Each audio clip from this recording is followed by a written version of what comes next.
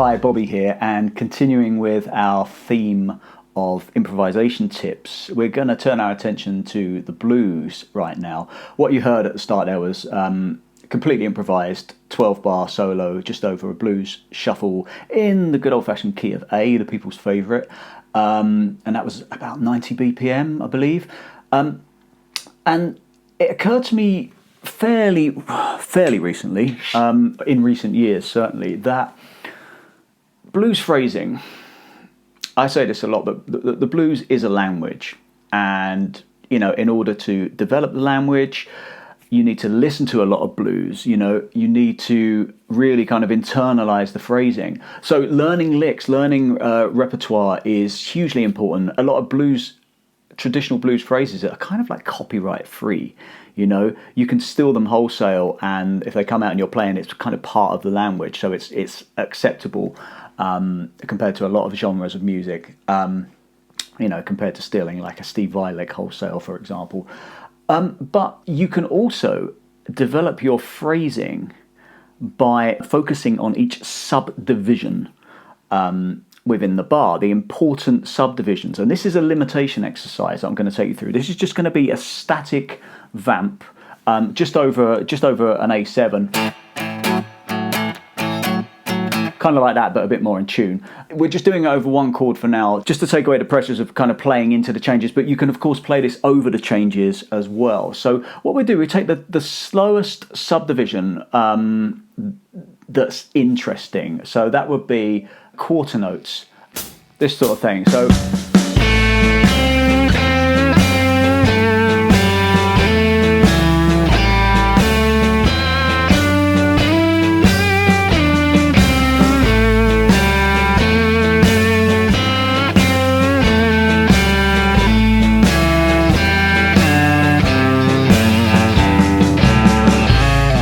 what I'm doing there, I'm forcing myself to play on every single quarter note.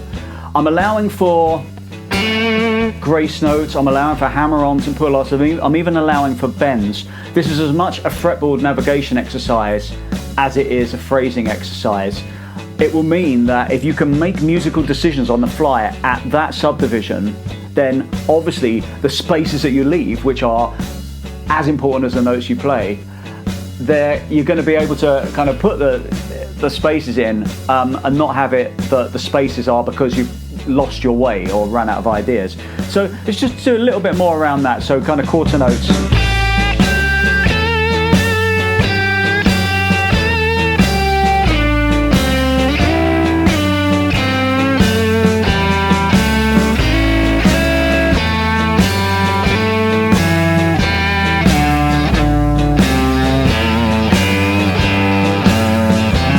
And you can do this with as much or as little of the fretboard as you know. I'm kind of using, a bit more of the fretboard. I'm using blues tonality as I'm adding the major third. I'm kind of adding the sixth in there. If this goes beyond you, then check out I've got an online course called absolutebluesguitar.com, which is a really in-depth blues guitar course. So, kind of personal plugs aside, I'm also allowing for double stops. So just with that subdivision,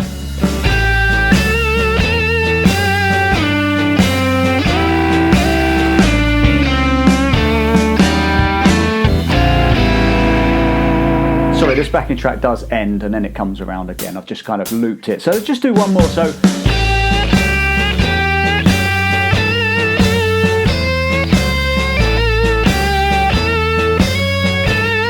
that's the other important thing. Every note that you play doesn't have to be a new note. Part of the language of the blues is that repetition, where you could be playing the same, you could be doubling up on certain notes, playing, one note twice. It's a lot more interesting to kind of go, arguably, that just sounds like you're kind of running through the scale. I mean, arguably anyway, but let's just try a few more of those. So,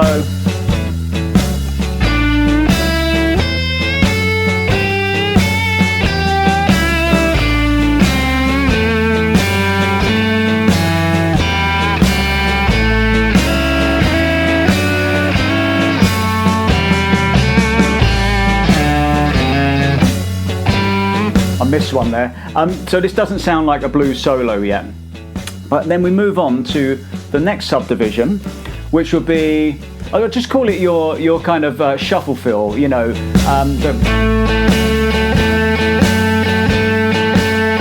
So it's almost a triplet with the middle triplet taken out, you know.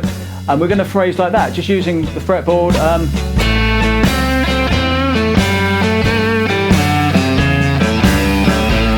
Doubling up on notes, including hammer-ons, pull-offs, double stops. Let's do it again. So.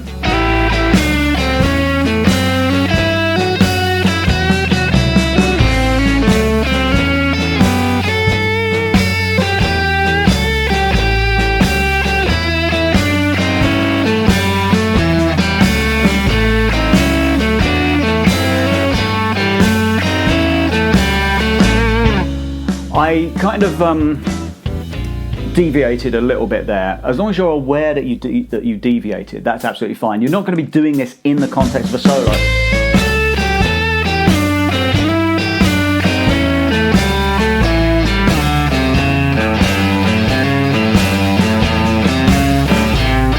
You know.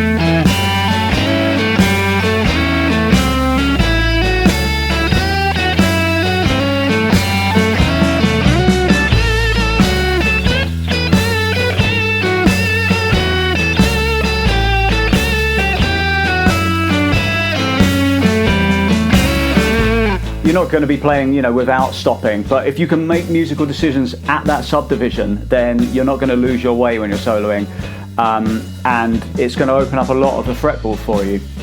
So our next subdivision we're going to move on to is the triplet. This is a little bit harder to kind of maintain.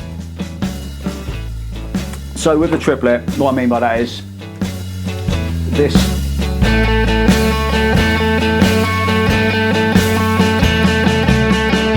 That's our rhythm. We're going to keep that going. The backing track will probably stop halfway through, but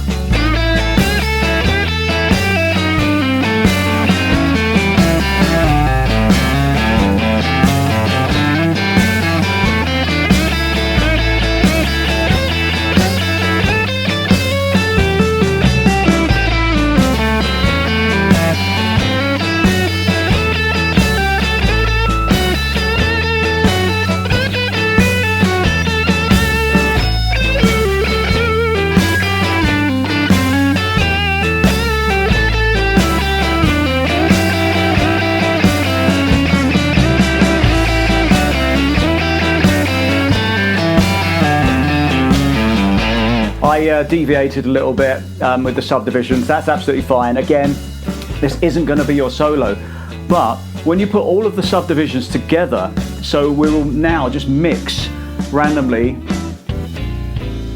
Thank you very much. We will mix the quarter notes, the shuffle, and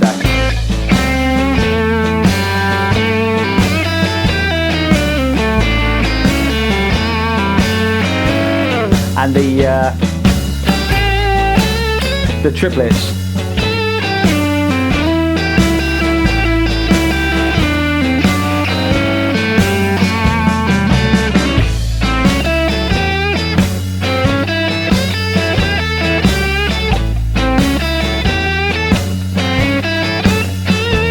And of course,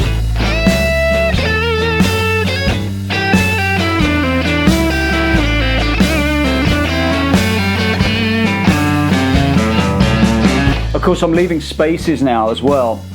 You know, part of the blues language is that it's very conversational. You have a lot of call and response, which is another kind of discipline as well. You know, but once you factor all of that in, you think of the core ingredients that make up a shuffle at this tempo, you've only really got 3 rhythmic subdivisions. Maybe 4. You know, maybe you've got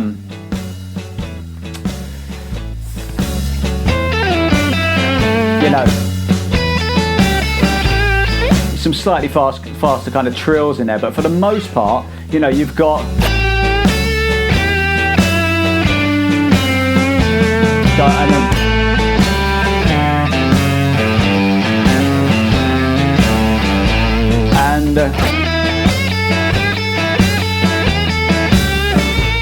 and just kind of variations of those. Obviously, you can play notes that phrases that are staccato and phrases that are more legato within those subdivisions. That's another kind of stylistic thing. You know, this isn't a definitive way to solo, but it's a way to improvise over the blues and kind of sound authentic. So let's just go for another one. I'm just going to improvise just using those 3 different subdivisions and some space. And some spaces as well, you know, the all-important spaces. And then maybe make it sound like a musical response.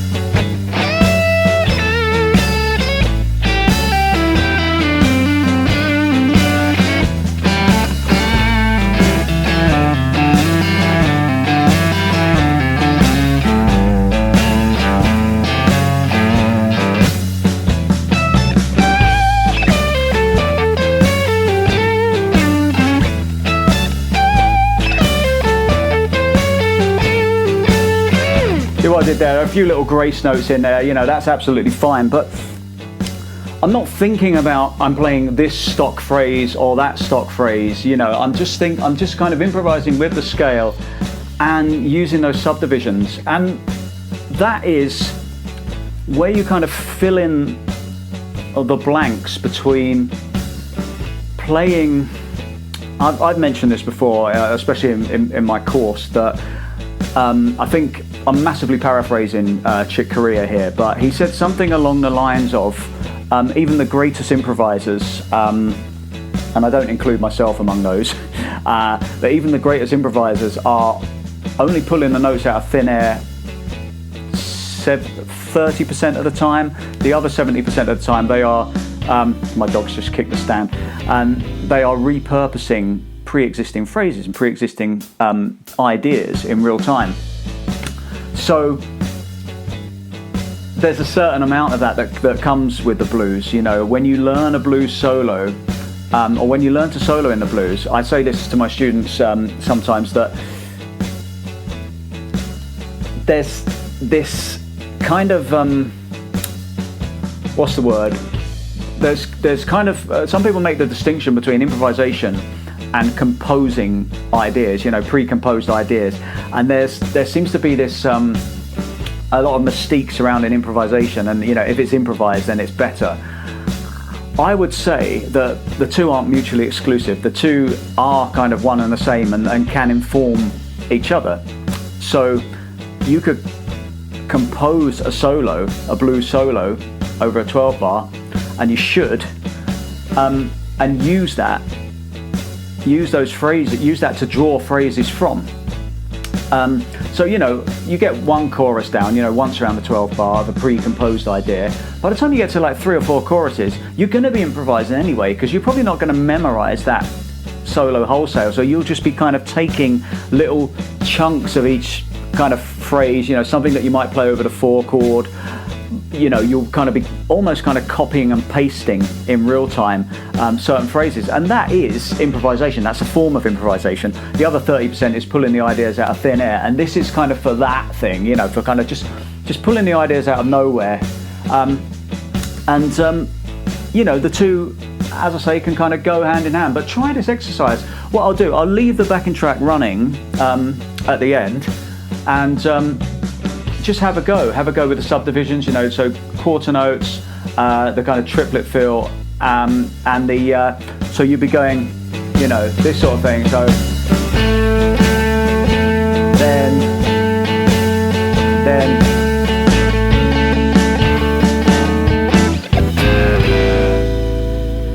So have fun with that, and I'll see you next time. Cheers.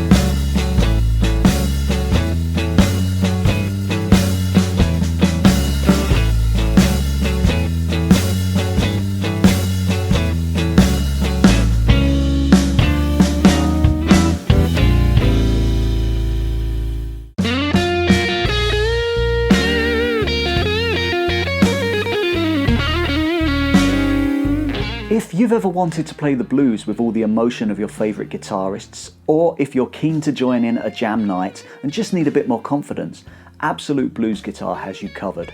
We offer an immersive course, and whether you're a beginner or an experienced player, we're committed to making an authentic blues guitarist out of you. Everything we teach is broken down note for note, written out in tab and standard notation, and accompanied by high quality backing tracks. We give you all the tools you need to play classic blues and beyond. There really is nothing missing.